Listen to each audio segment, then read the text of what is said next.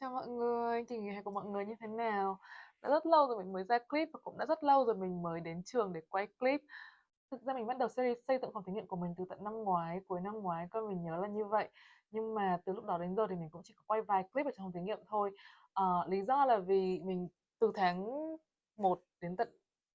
tháng 5, cuối tháng 5 nghĩa là cuối học kỳ mình vẫn liên tục mua đồ và ngay cả bây giờ mình vẫn liên tục mua đồ trong thực hiện của mình. Thì có rất nhiều những cái đồ mà nó cần đến tận mấy tháng để sản xuất và nó vẫn chưa được chuyển phát đến phòng thí nghiệm của mình. Và cũng phải sau học kỳ cuối tháng 5 thì mình bắt đầu tuyển các bạn sinh viên vào làm thực tập hè và giúp mình xây dựng phòng thí nghiệm. Mặc dù là còn rất nhiều đồ cũng chưa đến nhưng mà hiện tại thì bọn mình cũng đã bắt đầu xây dựng và bắt đầu học cách xây dựng một số thứ từ những cái đồ mà nó đang có sẵn ở đây rồi.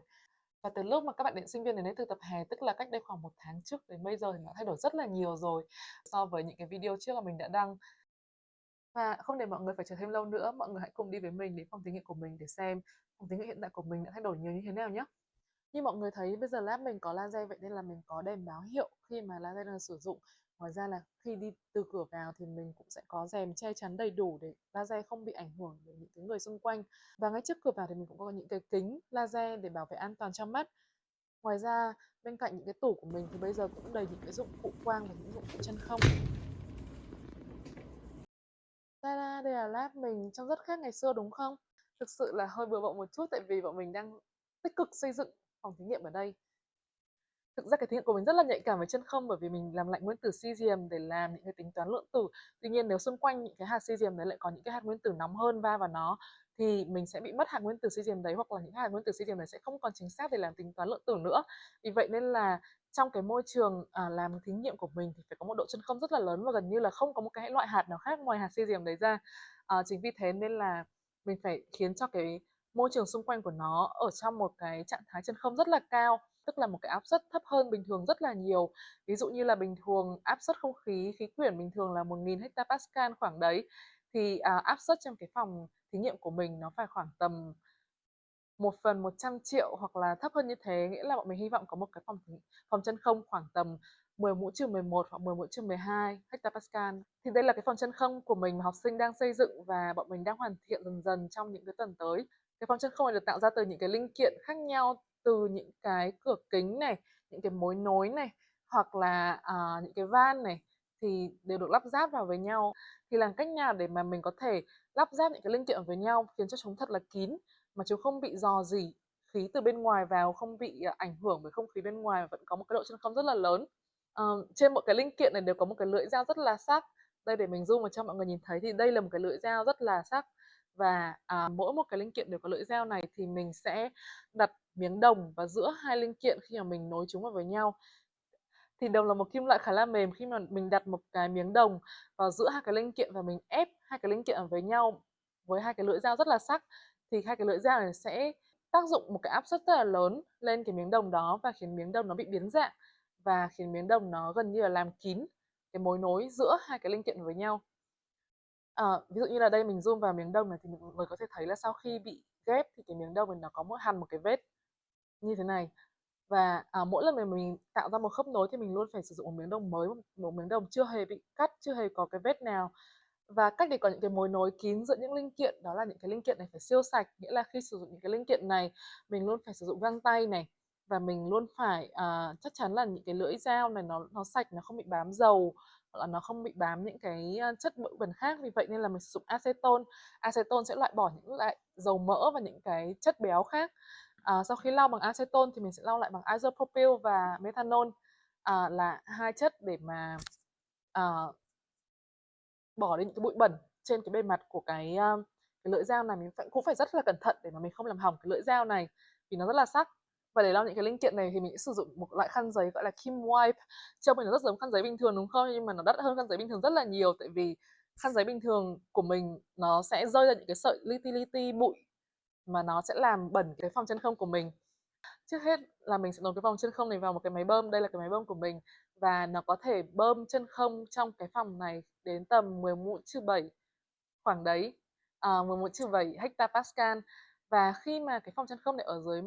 một cái áp suất khoảng 10 mũ trừ 7 hectopascal thì mình bắt đầu có thể kiểm tra xem là có những cái rò rỉ lớn ở đâu không. Và cách để mình kiểm tra xem có những rò rỉ lớn ở đâu không là trong khi mà có máy bơm áp suất đấy thì mình sẽ sử dụng một cái lọ methanol và mình sẽ bắt đầu nhỏ những cái giọt methanol vào những cái mối nối này. Và khi mà mình nhỏ giọt methanol vào những cái mối nối này, mình sẽ liên tục kiểm tra áp suất của cái phòng chân không này. Nếu như áp suất tăng lên chứng tỏ là đã có methanol rò rỉ vào trong cái mối nối này. Sau khi kiểm tra rằng là mình không có một cái rò rỉ gì đó lớn ở mức 10 mũ trừ 7 mũ trừ 6 hectopascal thì mình sẽ xuống đến những cái mức áp suất thấp hơn, ví dụ như là 10 mũ trừ 8, 10 mũ trừ 9 hectopascal chẳng hạn. Thì để kiểm tra những cái rò rỉ ở mức áp suất thấp như thế này thì mình sẽ sử dụng một cái máy đo xem là trong cái phòng chân không này còn những cái loại hạt gì. Nó sẽ đo phổ khối lượng của các cái hạt. Ví dụ như hạt có khối lượng 1 là hydrogen, hạt có khối lượng 2 là helium, hạt có khối lượng 32 là oxygen, rồi là nitrogen, các loại hạt khác nhau. Thì khi mà ở một áp suất rất là thấp khoảng 10 mũ trừ 8, 10 mũ trừ 9 hectopascal thì chúng ta sẽ sử dụng khí helium, và mình cũng làm tương tự, mình sẽ cho khí helium vào những cái mối nối này. Vì helium là một cái hạt nhỏ hơn hạt methanol rất là nhiều, thì ở cái áp suất thấp hơn này mình sẽ sử dụng cái hạt khí helium này để xem là mình sẽ liên tục theo dõi là liệu cái số lượng helium trong cái phòng chân không này nó có tăng lên đột xuất không. Nếu mà nó tăng lên đột xuất chứng tỏ là đã có một cái sự rò rỉ khí helium từ bên ngoài vào bên trong cái phòng chân không này. Ngoài những cái yếu tố rò rỉ nó có thể hạn chế mình đạt được những cái áp suất rất là thấp, thì còn một cái yếu tố khác đó chính là những cái tạp chất ở trong cái phòng chân không này. Và để loại bỏ các tạp chất thì trước hết là mình sẽ nướng cái phòng chân không này lên, mình sẽ nướng nó và bọc nó trong nhôm và nướng nó khoảng tầm 200 độ để có thể bay hơi hết tất cả những cái hơi nước ở trong phòng chân không này. Và cái việc nướng của nó cũng phải rất là từ từ, và mình phải chắc chắn rằng tất cả mọi nơi nó đều có cùng một cái nhiệt độ na ná giống nhau. Bởi vì nếu mà có những cái nhiệt độ khác nhau thì những cái ví dụ như thủy tinh chẳng hạn, nếu mà mình có nhiệt độ ở một đầu này khác một đầu kia nó rất dễ bị vỡ. Hoặc là nếu mà mình có những nhiệt độ khác nhau trong phòng chân không thì ví dụ như là tất cả những cái tạp chất nó sẽ đến cái chỗ lạnh hơn. Trong khi cái mục đích của mình khi mà mình nướng nó lên là để những cái tạp chất nó bị nóng và nó thoát ra ngoài hoàn toàn. Vậy nên quá trình nướng thì cũng rất là lâu, chắc là cũng phải cái tầm 2 tuần, 3 tuần mình phải chắc chắn là chúng nó dần nóng dần đều lên và không có một cái chỗ nào lạnh hơn chỗ nào. Ngoài ra thì ngay từ bước ban đầu khi mà mình lắp ráp cái phòng chân không này, ví dụ như có những cái bộ phận mà mình sử dụng máy móc để mà mình khoan cắt đục đẽo, thì những cái máy móc này rất là nhiều dầu mỡ và rất nhiều tạp chất. Vậy nên là mỗi khi mà có một cái bộ phận nào mình sử dụng máy móc khoan cắt đục đẽo thì mình đều phải rửa bằng mình không biết dùng từ gì nữa, sonificator.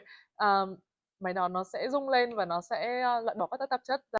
Một trong những tạp chất rất là khó loại bỏ chính là hydrogen. Trong phòng chân không này mình sẽ có một cái hệ thống mà mình có thể